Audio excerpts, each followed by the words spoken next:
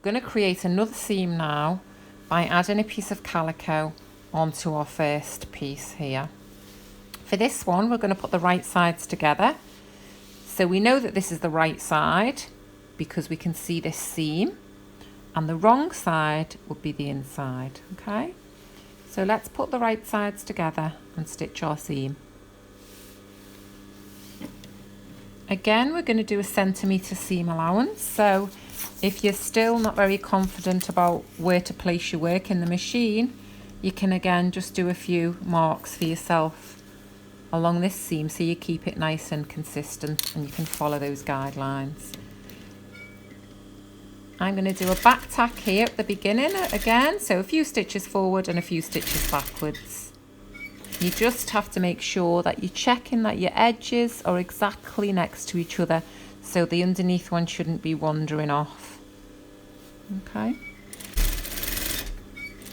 I'm going to get to the end here and show you what happens. So if I didn't do a back tack and I just came to the end and cut it, and if you pulled that seam, it comes undone quite easily.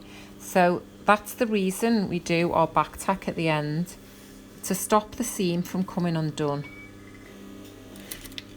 Just go over that.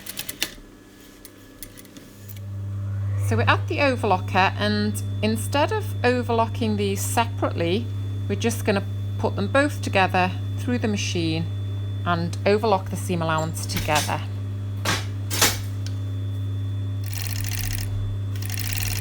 Again, we're just trimming off the tiny raw edges there, as we don't want to lose any of our seam allowance or we're still cut into our garment.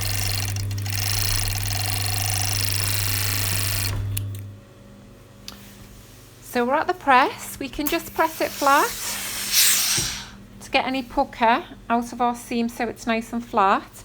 And then what we're going to do is open it out and we'll just press the seam to one side.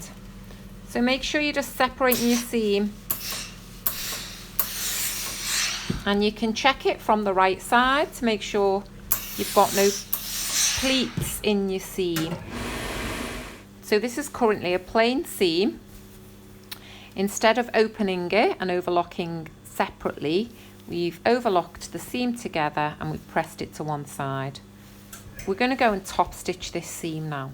We're back at our machine now to top stitch. So you can see what I'm doing here. I'm just going to stitch right along this edge where we've pressed it to one side. We want to be stitching through the thickness of the seam allowance too. I might take my stitch length a little bit bigger as well, just because I feel it might look nicer for a top stitch. Top stitching is basically a decorative stitch. It will strengthen your seam, and you can change the colour of your thread to make it contrasting, or it can be tonal, as in our sample here. So I've done my first row. You would probably use a thicker thread also if you're top stitching a garment.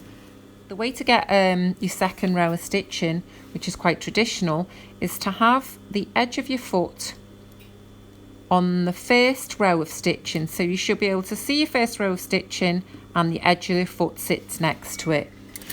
This is something you'd see on jeans, trench coats, where you've got two rows of top stitching as a decorative finish.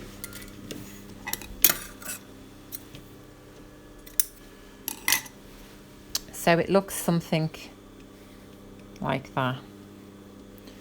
And it's just something to practice, keeping the consistency of your stitch all the way along your seam.